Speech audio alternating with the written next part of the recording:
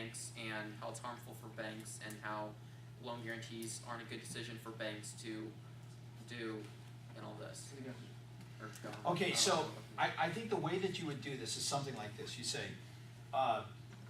your program deals with banks, right? How they award their loans, yes. How they get paid back, under what circumstances they get paid back, yes. Bank, it's bank, it's bank, it's bank, bank, bank, bank, bank, bank. And but under your system, nuclear power plants could still be built, nuclear waste could still be generated, pollution could still happen, you know, blah, blah, blah, blah, blah, like this. So you do it that way, there's kind of more of a concrete, I think that's a good point that you were trying to make, but I think it was just a little too convoluted, like I wasn't following what you're doing. And so I think you just really want to make this easy. And see, if you get some, you know, just some homeschool dad or homeschool mom who, you know, they just love God and just want to see their kids be the next, you know, great orator, you know, Daniel Webster, their eyes are going to glaze over if you make this too complex. So you kind of want to make it kind of dumbed down is insulting. I don't mean it, but you kind of want to make sure it's really accessible to the argument that you're doing. But I think you're on the right track there. I think that's a good idea that you have.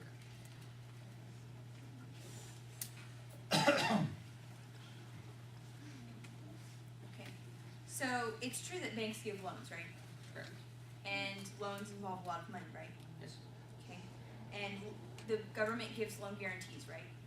Okay, and that involves a lot of money, right? A lot of money, right? Yes, just like environmental policy. Okay, great. So on another note, you mentioned the environment, right? Yes. Okay, and the environment is basically our surroundings, our outward surroundings, is that right? So does your plan presuppose that our environment is made of lots of money? No, presumes the environmental policy is around using that. That's fascinating, thank you. I think you're on the right, but I think asking the smart alecky question at the end is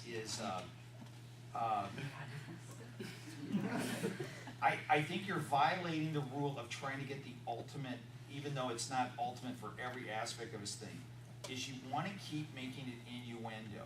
And I think you're on the right track, but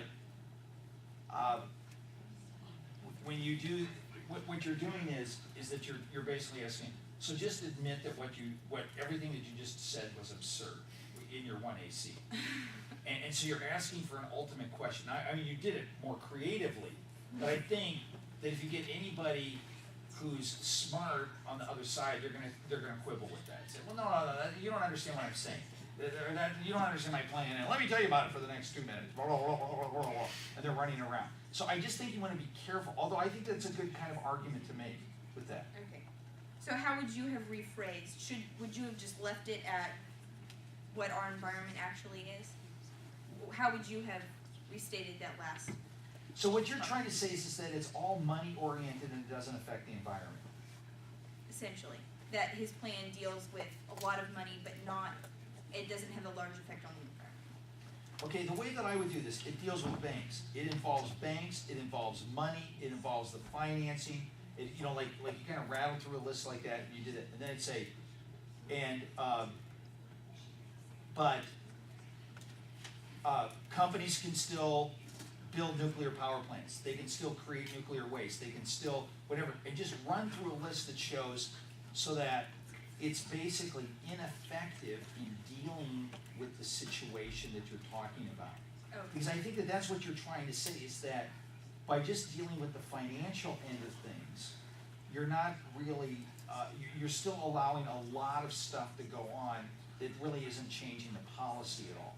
Sure. And so you just want to build it like, look at all these things that still can happen under your plan. This would still happen, that would still happen, this would still happen, that would still happen. And then I think then people get the point more when you do it that way. So you set it up by first saying, you're dealing with money, banks, money, financing, you know, spreadsheets, da-da-da-da-da-da-da. And then, but this can still happen, this pollution can still happen, all of that. And then what you've said is, so you really don't affect anything of great consequence with this. It's all paper transactions like that. And, but you kind of do it by the innuendo. And I think you were very close to getting that. But just don't, I mean, I just say, your instincts are right, but don't ask the absurd questions. So therefore, you can, now, that's something you can say in your talk, when you're giving one of your rebuttal In the type speech, speeches. okay. Yes, then that's where you make that kind of say. So what he's saying is that merely dealing with the finances will affect all this pollution stuff and the environmental stuff, and it's not gonna happen. And so I would just save the conclusion for your closing argument. That's the way they say it, in law school. You impeach by innuendo and you leave the conclusions when you're talking to the jury like that. And that's, I just think if you can keep that in mind, then I think that it'll be more clear as to what you ask in cross-examination and what you leave for your talks. But I think your instincts are right on how to do this. So I encourage you in that.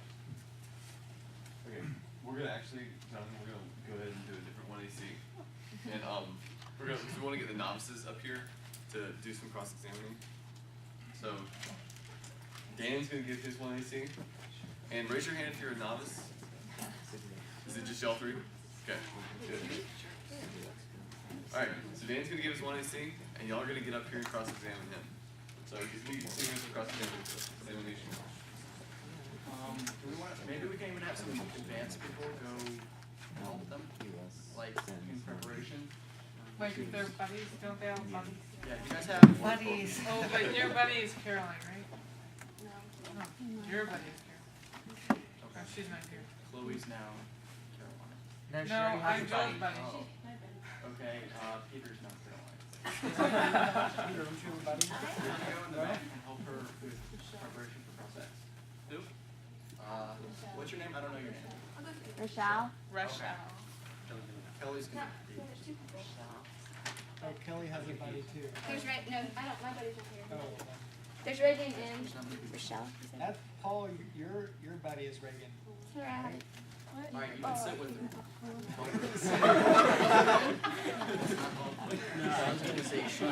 I'm gonna go ahead and start, okay? And I'm not sure how long this is. But the United States, or the UCLA Journal of Environmental Law and Policy said that the global boom in renewable energy has been compared to the Industrial Revolution in its promise to transform the globe. In the face of international and statewide policies to promote renewable energy, the United States has failed to adopt a renewable portfolio standard, a powerful policy tool that requires a certain amount of electricity to come from renewable sources. Considering how much Americans depend on electricity, it is time that the nation infuses the energy supply with a significant percentage of renewably generated electricity, end quote.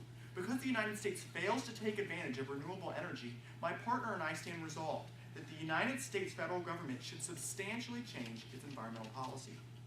In order to provide clarity for the round, we offer the following resolutional analysis, the first part of which is definitions. According to the Environmental Educational Dictionary, environmental policy defines how environmental concerns are approached from a governmental or organizational perspective, often with the goal of addressing and solving environmental problems, end quote. The second definition is of a renewable portfolio standard, which may be abbreviated as RPS. The United States Department of Energy says that a renewable portfolio standard is a state policy that requires electricity providers to obtain a minimum percentage of their power from renewable sources by a certain date, end quote. The second part of the resolutional analysis is the weighing mechanism, or how we should decide whether or not the status quo or the affirmative team's plan is the right course of action. The natural goal for any policy is that of net benefits. Whichever team presents a system with more benefits should win the debate round. Before moving into the plan and the reasons for passing the affirmative team's plan, let's examine the point of background, that there is no national RPS strategy. While about half of the states have required energy companies to use renewable energy, the federal government has not set national renewable portfolio standards.